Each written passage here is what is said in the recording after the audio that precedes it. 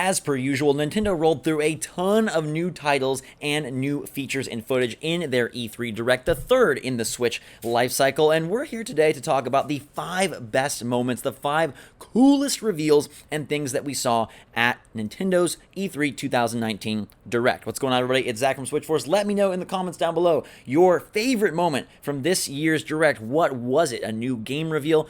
Maybe a character, perhaps that tease at the end. Definitely give us your take in the comments down below. Now let's roll through mine. At number 5, we have No More Heroes 3. I'm shocked that that game is raring to go in 2020. We knew that they had to have Travis Strikes Again succeed in order for No More Heroes 3 to exist, and apparently it did enough. Or maybe it was already in development and that was just the push over the edge that the studio needed to get Nintendo's support. But I love No More Heroes 1 and 2. Not so much a fan of that downloadable earlier this year release, but I think a third game can be super cool. It looks much more back to the traditional gameplay that we love. Bring us some bombastic bosses, bring us that blade beam sword, and we are keyed in and ready to go.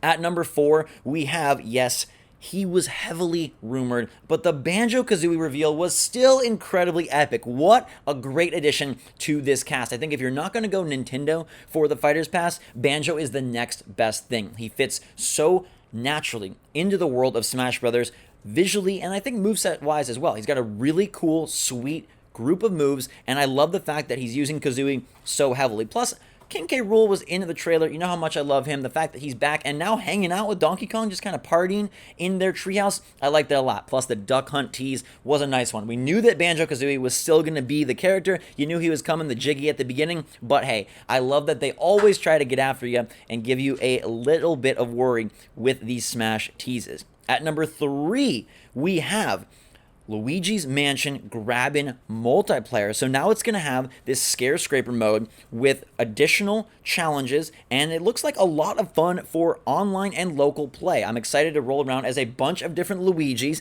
different color Luigis. Weird to see the man not in green. It's out of character. It's out of sorts, but this is a weird year. It's 2019. Wear whatever you want, Luigi. I believe in you. I love you. I support you. And this multiplayer mode will definitely expand upon Luigi's Mansion 3, which already looks to be a very expanded new take on this franchise. I love that it's going hotel. We called it over and over again. I think that's where everyone hoped Luigi's Mansion 3 would go, and the floors are insane. At the end of the trailer, you notice that they showed a very grassy, overgrown floor, and something that looked akin to an amusement park, and then we had construction floors. It looks like there's going to be a ton of variety, and that story will be intriguing, given that the other characters are coming to the hotel as well. It's like Hotel Transylvania, but Hotel Nintendo, and I am so pumped for Luigi's Mansion 3. Now, entering today, I never thought that my top 2 moments would be from the same character, the same IP, and yet here we are. So I'm going to be a crazy person, and at number 2, the reveal of Breath of the Wild 2. I know, gasp, oh no, what are you saying? It should be number 1. Of course it should be, Zach, but it's not because it's so far off. In development, what does that mean? Well, it probably means that it's not coming for a while. Perhaps it will release in 2020 if they want to go toe-to-toe with PS5 and Scarlet and bring Zelda as the big boy that competes and tries to boost the Switch, but I think it's probably coming a ways down the road. Now, it is very exciting to get a sequel to what is possibly the best Zelda of all time, probably the best Switch game, and maybe even one of the top titles of this generation. Yet it was just as cinematic, and it didn't give us any indication on how much of the gameplay will be similar, how much of the map will be similar, where we will go in this new journey. But alas, anytime they tease the next mainline Zelda, you gotta be hyped, you gotta be pumped. It's something that I didn't think would happen. One of my friends said, hey, I bet Breath of the Wild 2 is at E3. I said, you are crazy. No, it is not.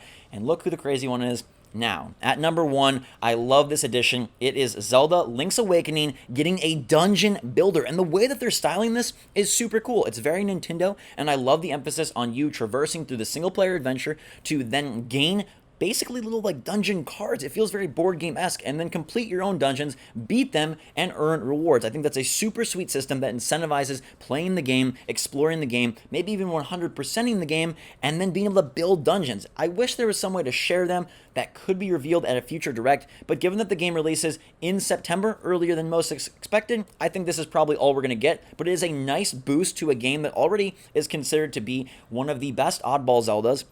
and has a pretty beefy single-player campaign. Now you'll be able to expand upon that and craft your own dungeons. I'm curious to see how it works in terms of if you make them super difficult, are your rewards better? Are there dungeon cards that include bosses? Can you make just a crazy, impossible boss rush dungeon? What can you do, and how fun will that be? And how much of the game do you need to play to unlock that, get those pieces? Heck, they could even sell DLC expansions that add a bunch of cards and allow you to create even more creative dungeons that maybe borrow from other Zeldas. Pie in the sky at this point, but hey, we got Breath of the Wild 2, so anything is possible. Those are my 5 top moments from this E3 Direct 2019. Let me know your favorite in the comments down below. Also, Gabe is sitting next to me, and he keeps mentioning Astral Chain. So it's not my favorite, but I'll give a nice shout out to Astral Chain for your boy Gabe. Until next time, everybody, have a fantastic day. We're headed to the show floor, and we'll be bringing you back tons of direct feed, footage, information, video, and more. Until then, thanks so much for watching. Have a fantastic day. Switch Force out.